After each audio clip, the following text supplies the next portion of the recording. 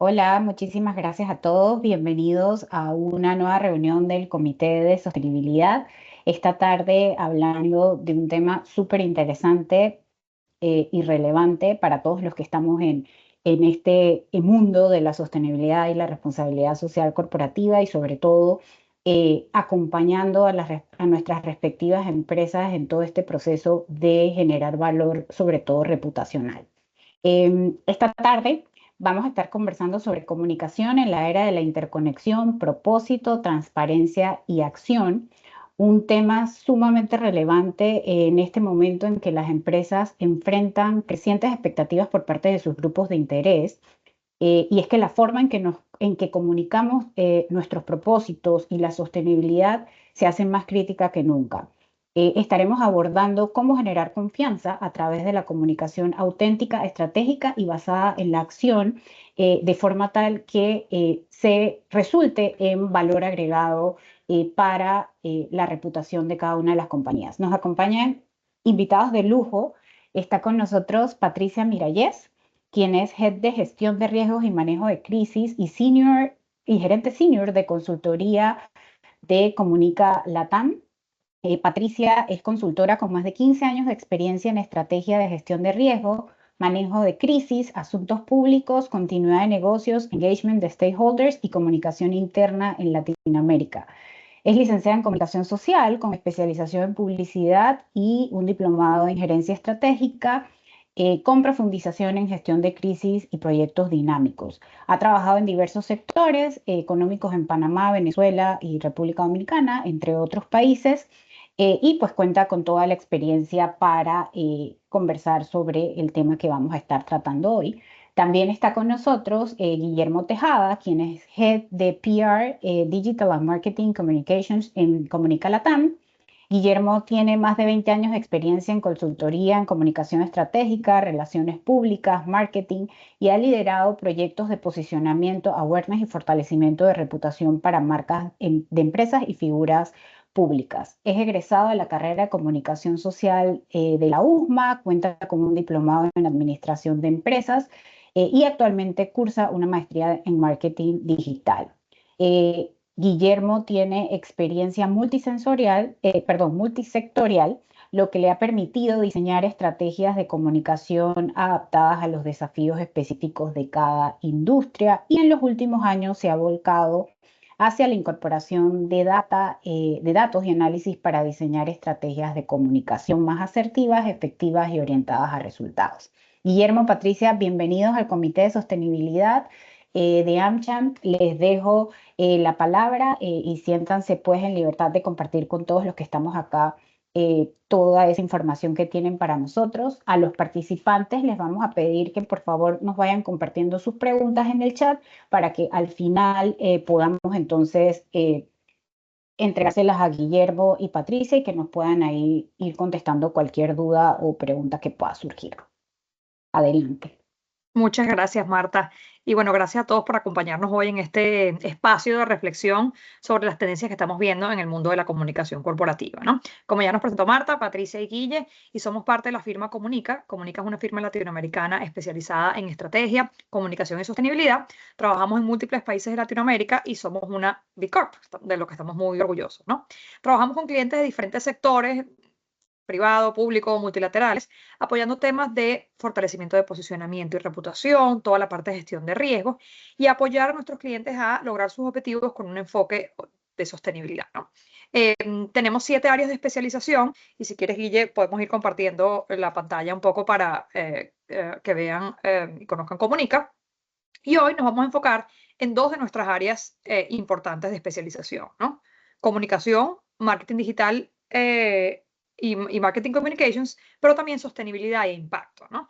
Y cómo la comunicación se convierte en un factor clave para las marcas cuando hablamos de conectar con sus audiencias, ¿no? Y de dar a conocer su verdadero propósito, ¿no?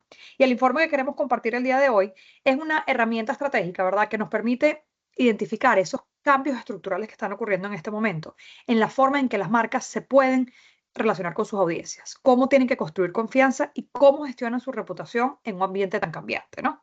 Y parte de un análisis profundo del ecosistema empresarial y social, ¿verdad? Tomando como input nuestro conocimiento de las industrias con las que hemos trabajado, que incluye empresas de Fortune 500, y nos ayuda de esa forma a proyectar cuáles van a ser y son esas tendencias claves que las organizaciones tienen que conocer y prepararse, ¿no? Con el input de dos estudios que son clave para perspectiva global porque su fuente no es solamente data dura, sino input de empresarios reales, ¿no? Surveys que toman un nivel profundo de lo que está sucediendo ahora y las perspectivas que tienen estos grandes líderes de cómo va a ser el mundo. Y es el resultado de la agenda de riesgo que hace el World Economic Forum en todos los eneros y el barómetro de confianza de Edelman, que mide muchísimo cómo está percibiendo el consumidor de a pie, el ciudadano de a pie, las marcas, sus gobiernos, los medios de comunicación, etcétera, ¿no? Y un factor clave que vemos en común es que la comunicación se ve fuertemente impactada, obviamente, por la inteligencia artificial, ¿no? La interconexión digital y las expectativas de la sociedad frente a ello, ¿no?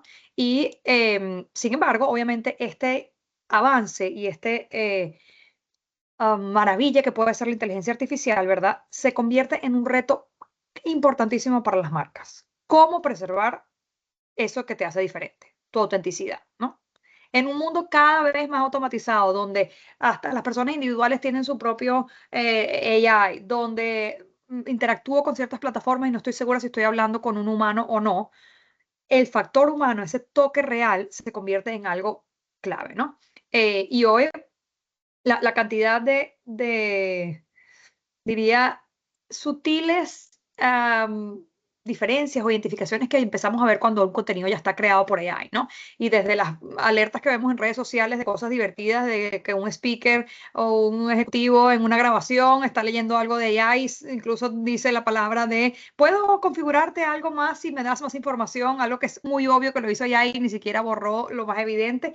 O elementos donde los videos que vemos en redes hechos por las marcas te das cuenta que, oye, esa boca como que se mueve un poco rara, ¿no? Como que ese tono pareciera que no es un acento de este país. Varias cosas que me van diciendo esto no es o tiene ese componente de inteligencia artificial. Y hay quien dice, oye, qué bueno quedó esto, y otros que dicen, le tengo un poquito de resistencia o le falta el factor humano, ¿no? Entonces, con esta realidad de cómo la inteligencia artificial está influenciando las tendencias de marketing, ¿qué 5 puntos claves que identificamos que van a tener un impacto muy importante en los próximos años? Uno, con ese elemento, la gestión proactiva de una crisis, la capacidad de tener claro un propósito que sea flexible y adaptable, el traer a la mesa diferentes innovaciones, pero con ese elemento de responsabilidad y ética, la necesidad de tener un storytelling hiper personalizado, donde ahora sí la historia detrás de la marca tiene que tener aún más peso, porque si el comercial es atractivo, si la música es buena, ya tal vez no tiene el impacto que podía tener antes, porque sabemos cosas maravillosas que te puede hacer AI, ¿no? Y para mí el centro de todo, el protagonismo que tiene que tener la audiencia, ¿no? Las personas en el centro de nuestra estrategia, las personas en el centro de nuestra narrativa, ¿no? Y se convierte en un llamado realmente a repensar cómo integro mi propósito de forma transparente y las acciones que tengo pensadas para mis estrategias de comunicación, de marketing, de redes sociales, ¿no? Y a lo largo de esta conversa de la tarde de hoy, vamos a ir viendo esas tendencias, Guille y yo compartiendo una cada una, y nos pueden ir dejando sus preguntas con Marta en el chat, ¿no? Voy a empezar por la primera. Y como les comentaba Marta, mi área de especialización o con lo que más he trabajado tiene que ver con gestión de riesgos y manejo de crisis, ¿no? Entonces, ¿qué nos trae una realidad, ¿no? La interdependencia y lo interconectado que está el mundo ahora, ¿no? Vivimos un mundo donde las crisis no ocurren de forma aislada, ¿no? Algo que pasa lejos, en segundos lo veo acá y eso no es nuevo, ¿no? Esa no es la diferencia. Pero hoy en día lo económico, lo tecnológico y lo social cada vez está más interconectado, ¿no? Y las marcas tienen que prepararse para aprender a gestionar las crisis desde esos múltiples aspectos, ¿no? ¿Qué quiere decir esto? Que una crisis ocurre a nivel financiero o a nivel tecnológico no quiere decir que puede estar desconectada de mi estrategia de marketing que ya tengo corriendo, ¿no? Sino que todo está interconectado y la forma en la que los ciudadanos y las personas consumimos y percibimos las marcas va desde ese aspecto de todos lados, ¿no? Entonces, el informe de WEF del 2025 nos refleja una agenda de riesgo súper clara, ¿no? Que está muy enfocada tal vez en lo que la gente tiene en el top of mind, ¿no? Los conflictos armados, los miedos a los elementos geopolíticos, ¿no? Muchos que hemos visto tal vez de cambio de orden mundial, con cómo puede influenciar las políticas de Estados Unidos a toda Latinoamérica, muchos elementos, ¿no? Pero en nuestra región y con especial lupa en Latinoamérica y Centroamérica, los riesgos también de cambio climático, de ciberseguridad, exigen una respuesta inmediata, ¿no? Y el estar pensando en ello continuamente. Entonces, ¿qué identificamos como esos riesgos a nivel de que pueden tener un impacto directo en nuestra estrategia de comunicación? Todo lo que tiene que ver con riesgos de privacidad, seguridad y confianza. Un mal manejo de datos nos puede afectar nuestra competitividad, medidas legales, incluso nuestra licencia social o técnica para operar, ¿no? El no estar a la vanguardia sobre las limitaciones que puede haber de normativas de ciberseguridad, de manejo de datos de las personas, pueda generar pérdida de confianza. Y lo hemos visto en la cantidad de marcas grandes que ven que hubo un filtrado de datos y los datos de 7 millones de nuestros consumidores están en riesgo y se cayeron en manos de un hacker, etcétera. Y uno lo ve clarito para quienes seguimos el mercado americano o europeo de la bolsa de valores, como tiene un impacto directo en una pérdida de valor de 20% de la acción de una compañía, ¿no? Y uno puede decir, bueno, pero eso tal vez no tiene que ver conmigo o no es así. Ese valor que las personas perciben de la marca lo ves en el poder de compra, en el poder de defensa de las personas para tu marca, ¿no? Si creen que cuidan tus datos, no me da la confianza. Cuando yo quiero comprar online y me pide mi mail y mi dirección y mi teléfono, la marca me da confianza, se lo pongo, sé que lo va a manejar correctamente o al día siguiente voy a tener 20 llamadas de bots vendiéndome algo, ¿no? Entonces, esa percepción de confianza y en el manejo de la ciberseguridad y de los datos se convierte en algo muy importante, ¿no? Todo lo que tiene que ver con riesgos reputacionales, ¿no? Una crisis ya no se convierte en solo un pequeño error, sino la manera en que es gestionada, cómo yo comunico y cómo reacciono al momento puede generar una construcción de confianza o puede exacerbar aún más el problema, ¿no? La desconexión que puede generarse con esas audiencias, la destrucción de confianza puede erosionar tu capital reputacional, ¿no? Entonces, el cómo yo reacciono y comunico frente a una situación de crisis se le convierte en un elemento clave, ¿no? Y por último, todo lo que pueden ser riesgos estratégicos organizacionales. Yo decía en las narrativas, oye, las personas en el centro de la narrativa, ¿no? Y para las marcas y las empresas, el colaborador tiene que ser la primera persona que está al centro de la narrativa, ¿no? ¿Cómo yo me aseguro que mis colaboradores conozcan mis mensajes, estén informados? Porque la comunicación interna rota es una de las amenazas silenciosas más potentes dentro de una organización, ¿no? Que se puede convertir en una crisis. Si los equipos no están preparados para reaccionar y no hay una cultura interna que nos ayude a proteger, una crisis puede convertirse en algo mucho peor, ¿no? Entonces, ¿qué son recomendaciones claves? Que estos riesgos que identificamos, lo que me muestra la agenda de WEF, lo que vemos en diferentes análisis a lo largo del año que nos van haciendo awareness de las cosas que pueden suceder. Cada riesgo es una oportunidad también para ser un diferenciador y para estar mejor preparado, ¿no? Fortalecer tu comunicación interna, asegurarte que estás a la vanguardia de los temas de protección de datos y privacidad, monitorear estas tendencias en tiempo real para poder adaptar mi comunicación a una narrativa que conecte y que se sienta con propósito, ¿no? Y asegurarme que tengo a mis equipos capacitados para hacer frente a una situación de crisis, desde voceros entrenados, desde narrativas construidas para preguntas difíciles. Si yo identifico que esto es una crisis que me puede pasar, ¿cómo lo mapeo? ¿Cómo ya tengo a mi vocero, mi CEO preparado y tengo estos talking points? ¿Para qué? Para que al momento que me suceda, yo puedo decir, ya sé, estoy en el escenario A y tengo esto listo preparado, ¿no? Y se convierte entonces en una oportunidad, esa situación de crisis, para construir confianza con mis stakeholders, para convertir mi respuesta a un elemento diferenciador, ¿no?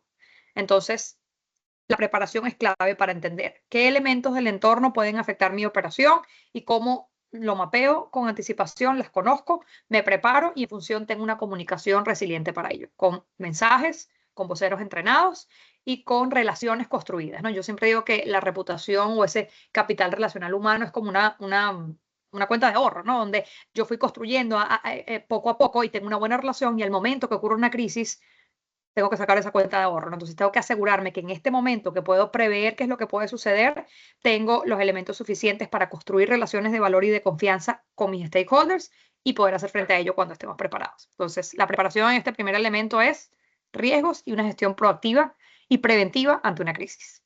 Le cedo la palabra a Guille para la siguiente tendencia. Bueno, gracias, Pati. Para presentar o conversar sobre la segunda tendencia que hemos denominado propósito y adaptabilidad, voy a partir de una premisa que podría ser muy obvia, sobre todo en este grupo que se especializa en sostenibilidad, pero algo obvio viene de obviar y no queremos obviar nada aquí, sobre todo en comunicación, es que el propósito no es un eslogan, sino que es el motor o debería ser el motor que impulsa cambios culturales significativos. Si es el propósito de una empresa, pues de la empresa hacia afuera, ¿no? Y hoy día es evidente que la evolución de las marcas no depende únicamente de la innovación comercial, em, sino también de su capacidad para alinear sus acciones, o sea, con los valores relevantes para sus stakeholders, lo que más o menos decimos en inglés walk the talk, ¿no? Ese propósito que yo, del cual estoy muy orgulloso y difundo y comparto, pues cómo se traduce en acciones reales, ¿no? Y como sabemos, hoy en día los consumidores exigen coherencia en esas acciones tangibles y que reflejen sus valores propios. Y nos hemos dado cuenta que en ese escenario de creciente polarización social, y que hoy día es muy, muy evidente, sobre todo en nuestro país, es que las marcas hoy día tienen la oportunidad de convertirse en esos agentes unificadores, si tienen un propósito que conecta con las necesidades reales y los valores de sus consumidores o de sus diferentes stakeholders. Entonces, las marcas que logren equilibrar esa transparencia con flexibilidad van a resaltar en nuestros mercados. Y aquellas marcas que integren la sostenibilidad y el propósito en sus estrategias van a ser capaces de adaptarse a esas crecientes expectativas, como bien mencionaba en un principio Marta, em, cambiantes y crecientes expectativas de sus stakeholders, ¿no? Y quiero compartir con ustedes 4 elementos clave para integrar la sostenibilidad y propósito en la marca. Déjenme ver si me permite aquí.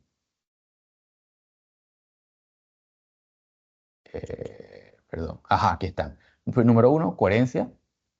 Asegurar que las acciones reflejen los compromisos comunicados y evitar prácticas estas de greenwashing o de rainbow washing o de pinkwashing, como lo queramos llamar, en un entorno donde los consumidores son cada vez más informados, tienen el poder y se dan cuenta de inmediatamente si una marca o una empresa o incluso un socio está tratando de engañarlos. Transparencia, comunicar de manera clara los avances y desafíos en materia de sostenibilidad.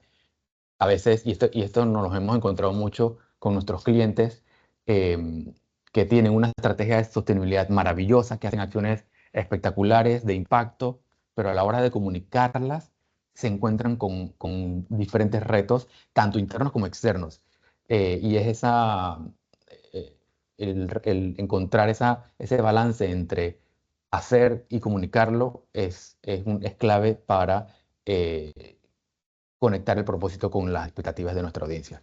Y por beneficios estratégicos, pues la integración de esos valores sostenibles que fortalecen obviamente la reputación, pues nos convierte en una marca apetecible por esos futuros trabajadores que están esperando en el mercado y facilita la adaptación de regulaciones futuras, por ejemplo. Entonces, las empresas sostenibles, que tienen prácticas sostenibles y que obviamente su recompensa es significativa, se convierten en marcas queridas, respetadas, elegidas y sobre todo hoy día que el consumidor puede utilizar la palabra, no es tan, no se casa con una marca exclusivamente porque donde huela o perciba que hay algún nivel de incoherencia entre el discurso y las acciones, pues no le cuesta nada cambiarse e ir a la próxima marca, ¿no? Y por último, ustedes que son del rubro y de la sostenibilidad, más saben mejor que nosotros que la sostenibilidad es un proceso dinámico que debe ajustarse constantemente, sobre todo teniendo en cuenta estas expectativas que también van cambiando rápidamente en el mercado y a nivel del consumidor y de los diferentes stakeholders. Y Este 2025 nos hemos encontrado también muchísimo que las empresas que no adopten estas prácticas van a correr el riesgo de quedar rezagadas en un mercado que premia la autenticidad y la responsabilidad. Y aquí te devuelvo la palabra a Patti para que conversemos sobre la tercera tendencia. Creo que cerrabas, Guille, con el tema de quien no se adapta se queda atrás, ¿no? Y creo que con eso conecto mi siguiente tendencia que tiene que ver un poco con eh, y hablo de nuevo de inteligencia artificial y para quienes del equipo que me conocen, los últimos 2 años he estado muy concentrada en impulsar dentro de Comunica inteligencia artificial, ¿no? Hemos probado diferentes herramientas, nuestro equipo hoy conoce y hemos ido perfeccionando diferentes GPTs para diferentes tareas, tareas de automatización para ser mucho más eficientes, ¿no? Te abre un mundo completo, ¿no? Y una realidad a la que debemos todos adaptarnos y que es... em, it's a fact, o sea, ya la inteligencia artificial no es como un lujo, una cosa, ay, que es lo que vendrá del futuro, es una realidad que ha transformado la forma en la que hoy trabajamos, hacemos negocios, estudiamos. Yo tengo un GPT que para mí ha sido una solución maravillosa, que es el GPT de segundo grado de mi hija, ¿no? Y yo le tomo foto a lo que ella tiene que estudiar y sí, literalmente así, tan, tan, tan, y me hace una guía de estudio y me hace un practice test, ¿no? Que antes tendría yo tal vez que sentarme a leerme el material y hoy en día le imprimo rapidito aquí en mi oficina, tal, y cambia la forma, ¿no? Y quien lo usan para también cosas chéverísimas, lo usas para planear un viaje, lo usas para todo, es decir, hoy cambia la forma en la que hacemos muchas cosas, ¿no? Hoy entramos a LinkedIn y ya ves postulaciones de trabajo donde te exigen un nivel de competencia de conocimiento de inteligencia artificial para puestos que no tienen que ver con IT, no para un coding job, no para eso, sino para un trabajo normal. Y ves más perfiles todavía. Veía al principio de año una encuesta de LinkedIn que decía que ya más del 60% de los CVs dentro de LinkedIn incluyen la palabra AI como una habilidad que tienen las personas. Y ya hay búsquedas específicas para compañías donde están buscando exclusivamente un redactor de prompts, o sea, una persona que sepa preguntarle bien al AI lo que quieres, ¿no? O sea, imagínate el nivel de especificidad, ¿no? No importa de cuál será la industria. Entonces, el verdadero diferencial va a estar en cómo las marcas y las empresas empiezan a utilizarlo, cómo la integran con un propósito claro, alineado a sus valores, a su realidad ambiental, porque obviamente la forma en la que la inteligencia artificial consume energía y otros recursos es importante, ¿no? Entonces, si tenemos algunas metas, ¿cómo la incorporamos de forma responsable, pero sin quedarnos atrás solo porque sabemos que tiene importantes impactos ambientales, ¿no? Así que creemos que en Comunica y sobre todo nuestra experiencia no se trata solamente de pensar en cómo hacerlo más eficiente, sino en realmente conectar y cómo le incorporo a la inteligencia artificial mi toque humano, ¿no? En la forma en la que redacto el prompt y en la forma en la que interactúo con el producto que me puede dar la inteligencia artificial, ¿no? ¿Y cuál es un elemento importante para las empresas en este momento? Entender la forma ética en la que convertir a la inteligencia artificial en una ventaja competitiva, ¿no? ¿Por qué? Porque la realidad es que aunque tenemos 2 años ya con importantes avances en inteligencia artificial, los marcos regulatorios para ello están muy limitados y más aún en la región donde estamos, ¿no? Tienes algunos códigos tal vez o marcos normativos que te pueden dar algunas asociaciones, etcétera, pero hoy no hay algo donde yo pueda recurrir y decir estoy cumpliendo los mejores estándares o estoy bajo la normativa tal, ¿no? Entonces, lamentablemente estamos en un mundo donde la regulación está detrás del avance tecnológico, ¿no? Entonces, ¿cómo podemos guiarnos por las iniciativas muy buenas que tiene la Unión Europea en términos de inteligencia artificial o incluso algunos refuerzos regulatorios que se están haciendo en Latinoamérica y en Estados Unidos para identificar prácticas que podamos implementar dentro de nuestra compañía, ¿no? Que nos permita igual ser trendsetters, es decir, no, aprovechar y podernos insertar en estas tendencias de inteligencia artificial, pero de manera ética, de manera transparente y de manera responsable, ¿no? ¿Por qué? Porque la confianza no se decreta. Yo no puedo decir, no, yo esto lo estoy haciendo bien y listo, sino que se construye. Y en el caso de la inteligencia artificial, se construye a través de una gestión clara, explicativa y justa. ¿Por qué me voy al justa? Porque parte de alguna, tal vez de las críticas que tiene en la región la inteligencia artificial es el miedo que tienen muchas personas de que la inteligencia artificial va a sustituir puestos de trabajo, ¿no? Y que ahora algo que yo podía hacer en un año lo va a hacer la inteligencia artificial, ¿no? Y la data nos demuestra que hay mucho más tareas que las personas pueden hacer con ayuda de la inteligencia artificial que aquellas tareas que la inteligencia artificial va a sustituir de las personas, ¿no? Entonces, el esfuerzo que hagan las empresas por hacer una transición justa y equitativa para incorporar estas tecnologías en sus empresas el skilling, la capacitación que se requiere para que todo el mundo sepa y tenga acceso a estas tecnologías y pueda conocer y utilizar la inteligencia artificial para que nadie se quede atrás, ¿no? Entonces, ese elemento de construir confianza de forma transparente, explicativa y justa es muy importante, ¿no? Existen factores importantes o guías, ¿verdad? Que las tendencias nos indican que nos van a permitir una integración de esta innovación de manera responsable. Primero, que sea seguro, ¿no? Siempre utilizando herramientas o desarrollos propios que protejan los datos sensibles, que anticipen cualquier tipo de vulnerabilidad y que aseguren la integridad de la información. Y yo ponía el ejemplo de decir, bueno, cuando uno compra en Internet e interactúas con un bot o algún manejo de datos, ¿cómo reaccionamos? ¿No? Y hay ejemplos buenísimos de empresas de e-commerce que han incorporado inteligencia artificial y de una forma segura, donde el usuario lo percibe y está dispuesto a compartir, ¿no? Otro elemento importante enfocado en transparencia, ¿no? Entender y explicar cómo y para qué funciona cierta tarea automatizada, ¿no? Que te permita generar esa confianza con tus clientes, con otras audiencias de sobre para qué y cómo funciona esta tecnología particular que estés implementando en tu empresa, en tu negocio, etcétera, ¿no?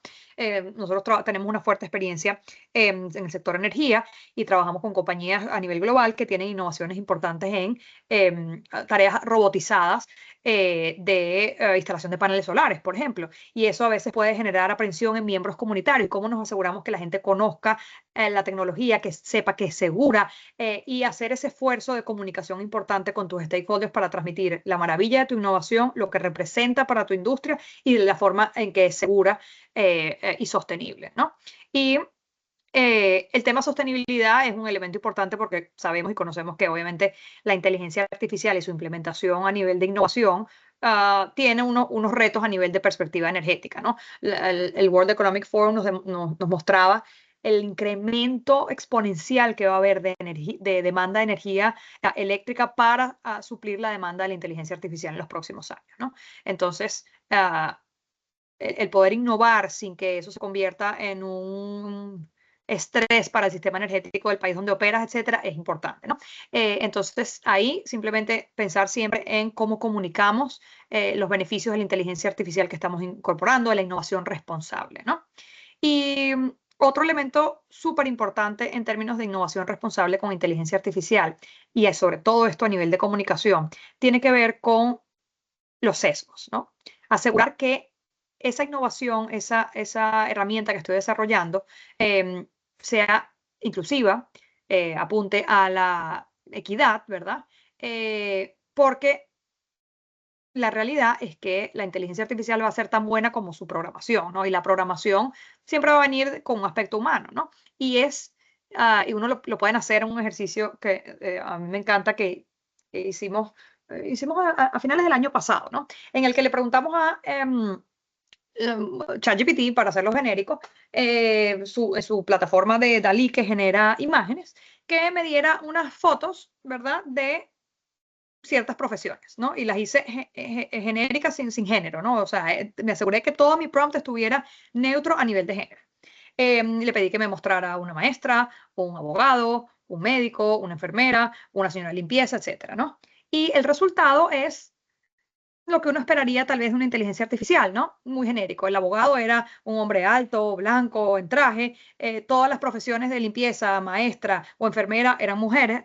Y los hombres son los únicos que podían ser ejecutivos de alto nivel. Entonces, tú dices, ¿cómo nos aseguramos que la forma en la que yo le doy la información a la inteligencia artificial y cómo garantizo un prompt y unas instrucciones que estén conscientes de los sesgos, ¿verdad? Que no discriminen, que le ofrezca yo datos suficientemente diversificados y que siempre le ponga el componente humano? ¿Para qué? Para asegurar que no se me vayan cosas que puedan ser discriminatorias o que no tenga conciencia de la importancia de la igualdad de género, etcétera, ¿no? Entonces, aprender a cómo hablarle y cómo aprovechar lo que nos puede traer a la mesa la inteligencia artificial es un componente importante, pero estar muy pendientes de que nuestros sesgos y los de los programadores no sumen de manera negativa, ¿no?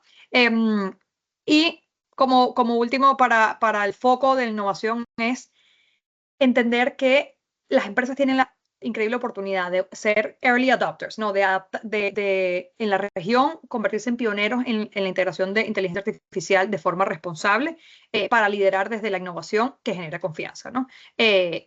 Y esto responde a una llamado que hacen los ciudadanos en el barómetro de confianza a que hay una expectativa de que las empresas en materia de inteligencia artificial se manejen con una gestión ética y responsable de forma sectorial, ¿no? Entonces, usada con conciencia, la inteligencia artificial puede ser una fuerza realmente transformadora, pero solamente las empresas que lo implementen de forma correcta, ¿no? Y que ayude a construir esa confianza y que no nos aísle más, sino que le tenga factor humano.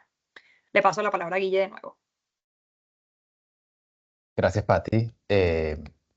Y de aquí pasamos a la cuarta tendencia que le hemos llamado Hyper-Focused Storytelling o Storytelling hiperpersonalizado. Y lo conectó mucho con lo que contaba Patricia hace un rato. Estábamos en una era en la que incluso el contenido lo está generando en su gran mayoría la inteligencia artificial. Sin embargo, las marcas que se han percatado de esto y las marcas que son un poco más visionarias están dejando atrás un poco esos clichés genéricos, ese comercial que era masivo para todo el mundo y están abrazando el poder del storytelling emocional enriquecido por datos específicos, por incluso culturas muy precisas de sus consumidores. Y podríamos decir que este es el momento de conectar de manera íntima con esos diferentes stakeholders explorando espacios digitales emergentes. Y cuando hablo de espacios digitales, también nos está retando el contexto actual de repensar los formatos en los que estamos comunicando. Entonces, no solamente estamos hablando de contar historias auténticas que generen emoción, valga la redundancia, sino que también en los formatos que nuestros stakeholders consumen. Entonces, estamos hablando de número uno, narrativas emocionales, conectar con esos valores compartidos de lo que hablaba hace un rato, de esas expectativas y esos valores que tienen mis diferentes stakeholders, como yo, como empresa, como marca, soy capaz de conectar específicamente con ese nicho al que le quiero conversar.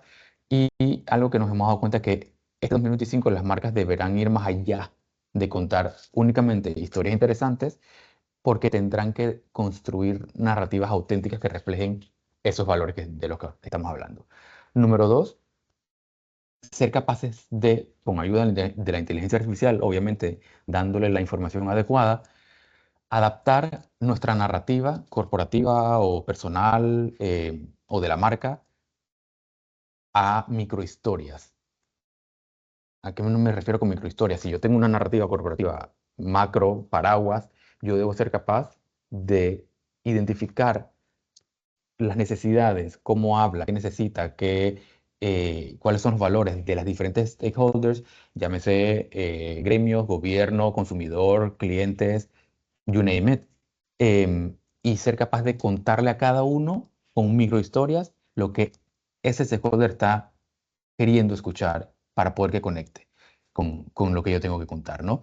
Tercero, interactividad y gamificación. Los contenidos o la conversación ya no funciona si es unidireccional. Tiene que generar interacción que a mis stakeholders les apetezca preguntar, consultar, compartir, repostear en términos digitales también que mi contenido, porque mi contenido conectó de manera personal con él, ella o la empresa, ¿no?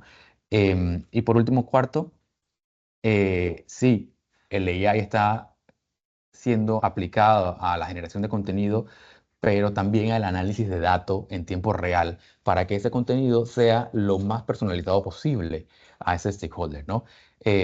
Además de que también pueda automatizar la producción de contenido reduciendo esos tiempos y costos al momento de creación de historias. Y todo eso ayuda muchísimo a optimizar y gestionar esta generación de contenido. Y sin duda el uso del AI en el storytelling marca una tendencia y tiene un gran potencial para mejorar la personalización, la eficiencia, el alcance de este contenido. Sin embargo, es crucial equilibrarlo con la creatividad humana, con ese toque que bien mencionaba Patti hace un rato, para evitar la pérdida de esa autenticidad que ya a veces sí, a veces no. Es más fácil o más difícil, dependiendo del caso, identificar si proviene un contenido del AI, pero lo que sí debemos asegurar es que genere esa conexión emocional con nuestras audiencias. Sin mencionar, obviamente, el caso de que sea ético, relevante, impactante, etcétera, ¿no? Y esto me conecta con nuestra última tendencia, la voz de las audiencias. Y la hemos denominado así, perdón, porque hoy día la audiencia o los stakeholders se han dado cuenta de que lo que tienen que decir sobre las marcas y las empresas tiene enorme valor, ¿no? Entonces, hoy en día en el área digital le decimos, le llamamos a cierto contenido el user generated content, el uso generado por el usuario, que las empresas se han dado cuenta de esto y han empezado a capitalizar en el contenido que generan sus stakeholders, sus audiencias, de manera más profesionalizada, y donde las marcas se han dado cuenta que co-crear con estos usuarios también optimiza y genera mayor relevancia, porque si bien es cierto, las empresas pueden generar su propio contenido con herramientas de AI, si lo genera un usuario, un consumidor u otro stakeholder, pues tiene un poco más de veracidad, porque es un tercero y que realmente puede eh, conectar con lo que esa comunidad de ese usuario pueda estar teniendo valores compartidos, ¿no? Entonces, esto se explica porque el consumidor digital se muestra muy receptivo ante el contenido generado por sus usuarios. Entonces, quienes ofrecen un punto de vista personal, una experiencia única y real, pues tienen un poco más de credibilidad que si lo dice la propia empresa. Y las empresas, las marcas más visionarias se han dado cuenta de esto, y parte de su estrategia de comunicar, incluso estrategias de sostenibilidad, lo hacen a través de contenido generado por usuarios. Em, ¿Qué es lo que ¿Cuáles son las premisas que están siendo mayormente valoradas sobre todo en el User Generated Content? Número uno, la autenticidad. Es muy fácil que al ser contenido eh, generado por un usuario no cuente con ese toque auténtico, sino un poco comercial, y el consumidor final pues lo detecta rápidamente y lo castiga incluso. Entonces, el hecho de que sea un contenido auténtico que conecte con sus valores, otra vez, esto se repite a lo largo de todo el informe, em, es clave. Número dos, ya hablando de formatos, lo que les mencionaba hace un rato, videos y formatos cortos. El video es el rey hoy día. Sin embargo, lo que mis primeros 3 segundos son con los que debo conectar emocionalmente con mi stakeholder. Y número tres, yo diría que una presencia omnicanal. A veces tenemos en nuestra experiencia con algunos clientes que están enfocados, sí, yo quiero abrir mi canal de Instagram, yo quiero hablar mi canal de LinkedIn, ajá, pero ¿qué del resto del universo? También en tu ecosistema digital estamos aprovechando, ¿no? Entonces, que tu estrategia de construcción de la reputación a través de los contenidos de sostenibilidad, de marca empleadora, que los contenidos que generan tus colaboradores incluso, em, ¿qué canales estás utilizando para ello, ¿no? Em, para nosotros también es muy importante, para el consumidor también, la verificación y la transparencia de estos contenidos, sobre todo los que son generados por usuarios. Y otra vez, si el contenido es generado por el usuario, también debemos apelar a la hiperpersonalización, lo que veíamos en la tendencia anterior. Incluso el generador de contenido tampoco puede lanzar o no debe lanzar contenidos genéricos, sino también apelar a la hiperpersonalización de esos contenidos para conectar con sus diferentes audiencias, porque incluso dentro de su gran universo de seguidores, tiene diferentes nichos con diferentes valores, con diferentes intereses, necesidades, etc. Y bueno, hasta aquí nuestras 5 tendencias que hemos identificado y que más adelante les vamos a compartir el informe para que lo puedan descargar. Vamos a saltar a las conclusiones para que podamos abrir los micrófonos, perdón, a leer el chat de las preguntas que nos hayan llegado y ir conversando, ¿no?, al respecto.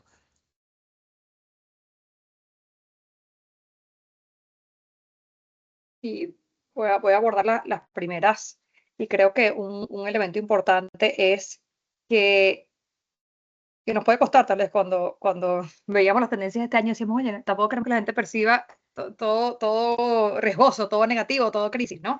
Lo importante es aquí ver que aunque hay unos cambios importantes en la forma en la que las marcas tienen que operar, hay una oportunidad muy buena, ¿no? La comunicación no es estática, siempre está evolucionando, y la autenticidad, al momento de insertarse en la automatización, se convierte en ese elemento clave, ¿no?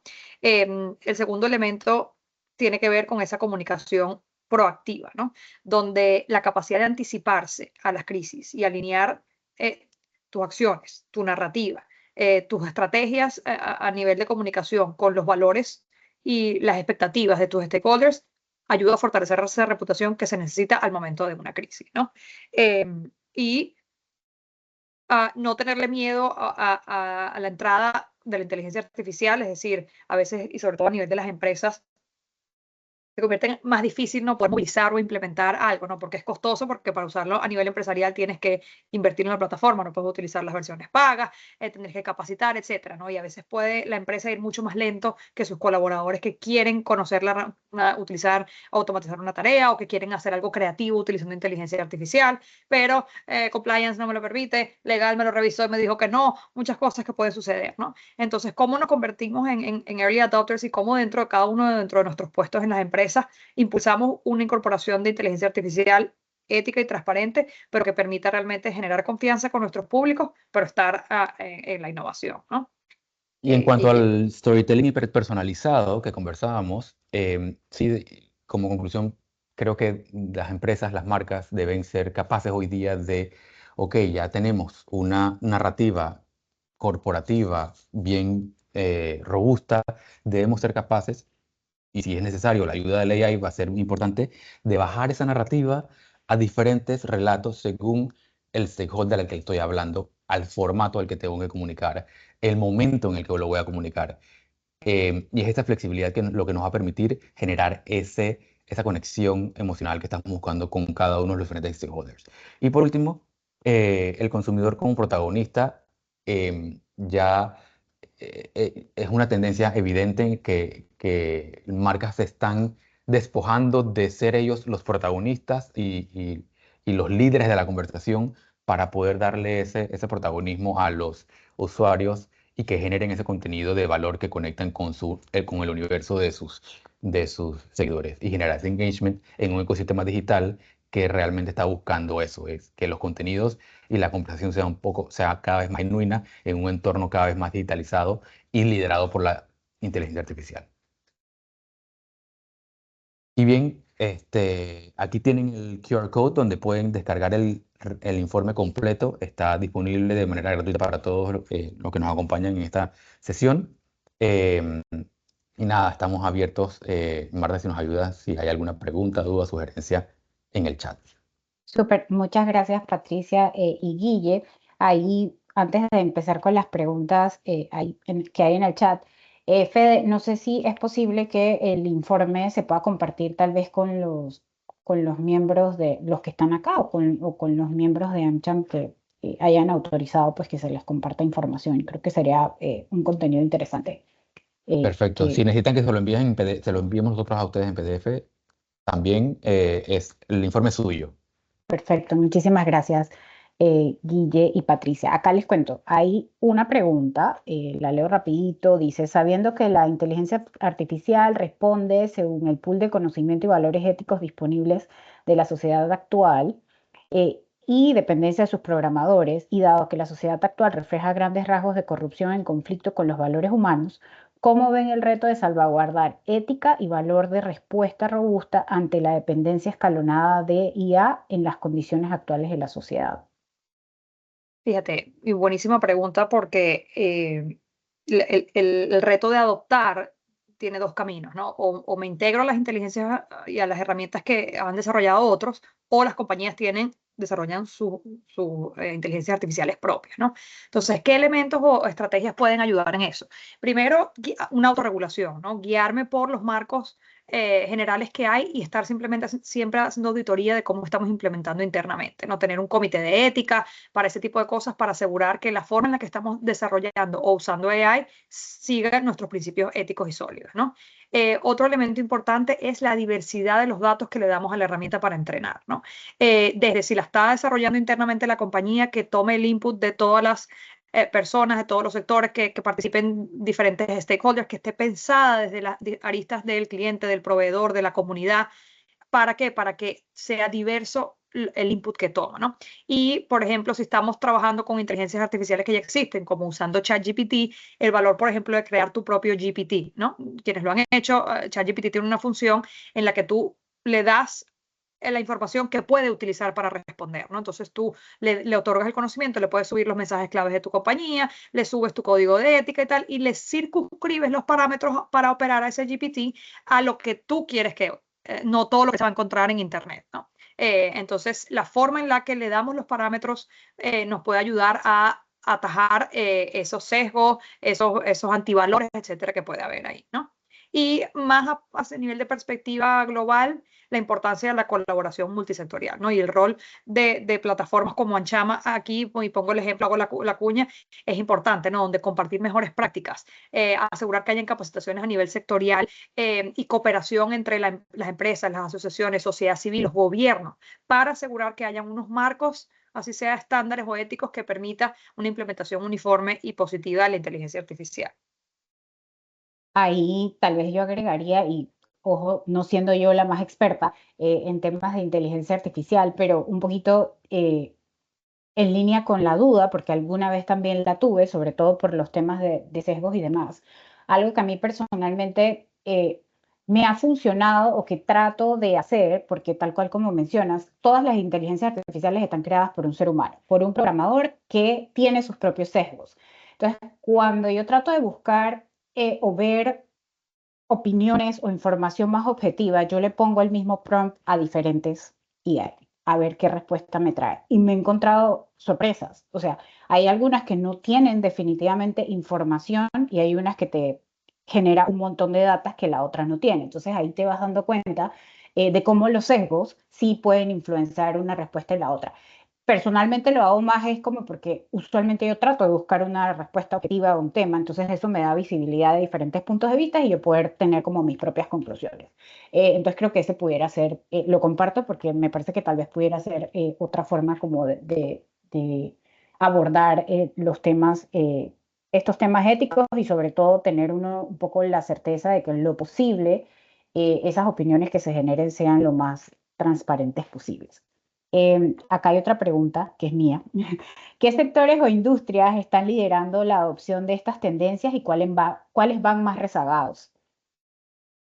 Ahí, si quieres, Guille, complementas, sobre todo a nivel de marca, pero en general la opción de inteligencia artificial la vemos muy clara en las áreas de tecnología y telecomunicaciones, todo lo que es servicios financieros, es decir, desde hace tiempo uno ve que en el banco interactúas con un bot y la manera en que analizan data para créditos es muchísimo con inteligencia artificial, ¿verdad? Ha habido excelentes avances hoy en día en la industria de la salud, toda la parte de diagnóstico asistido, la manera en que se maneja datos clínicos, son industrias que tienen mucho avance ahí, ¿no? ¿Cuáles están naturalmente más rezagados? Construcción, agricultura, y a mí uno que me sorprende increíble y es donde para mí está un reto, pero enorme, que va a tener la generación actual, es en educación.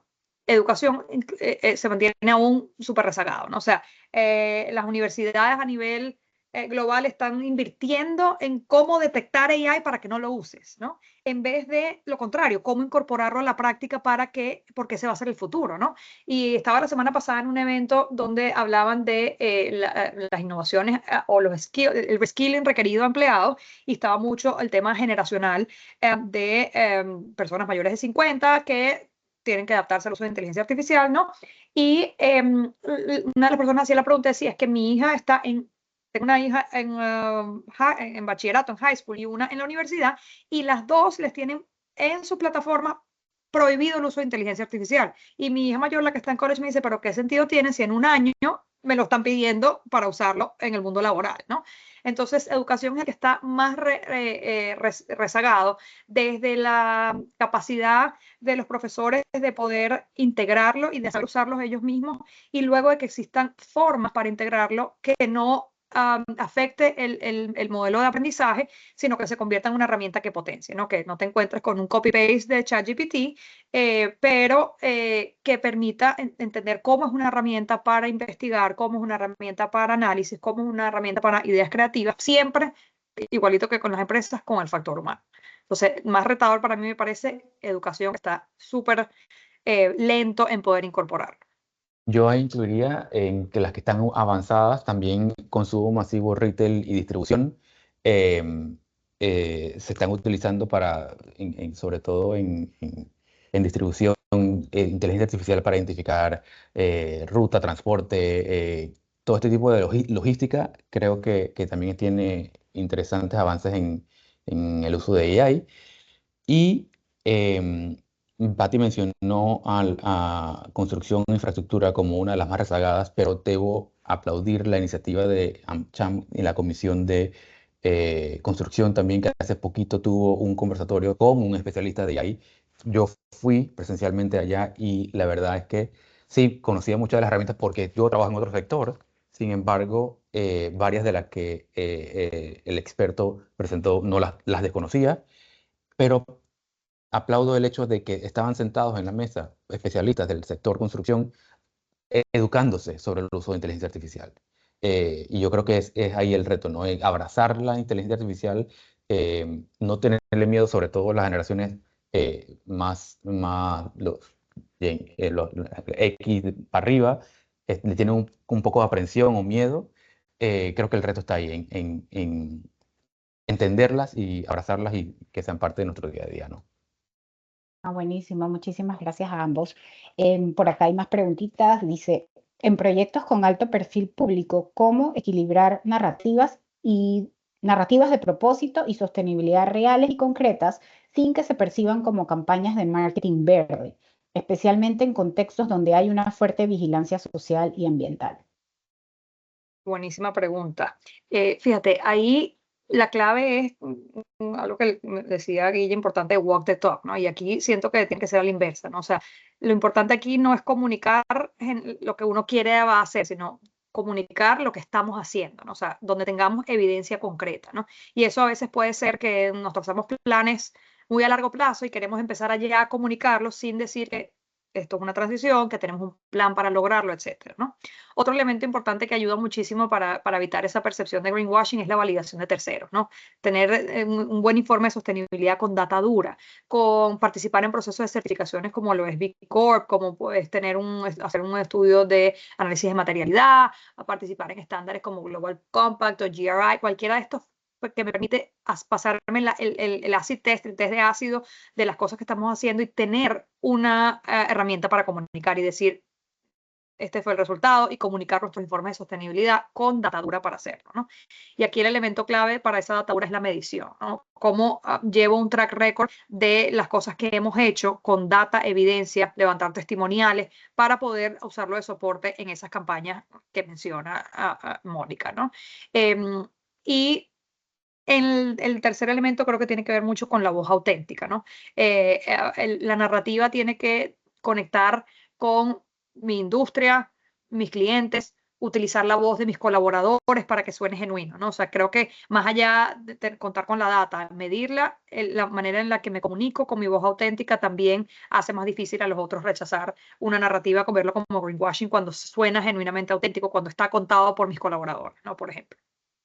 Yo creo que un reto también que nos hemos encontrado mucho con nuestros clientes es eh, que tienen a un departamento de marketing y a un departamento de sostenibilidad. El de marketing quiere contarlo ya porque hay que hacer la campaña mañana, y el de sostenibilidad dice, wait, es que yo todavía estoy en proceso de tener mis KPIs, de medirlo, etcétera, etcétera, y encontrar ese balance es lo complicado. Entonces, he ahí el reto. Yo creo que, que mi invitación es, en este ejemplo, y pueden ser muchos otros ejemplos, encontrar el balance y trabajar en pro de contar lo que estamos haciendo, lo que decía Pati, lo que estamos haciendo hoy día, lo que sí, lo podemos contar, y, ¿por qué no? Lo que está trabajando también, pero encontrar el balance otra vez.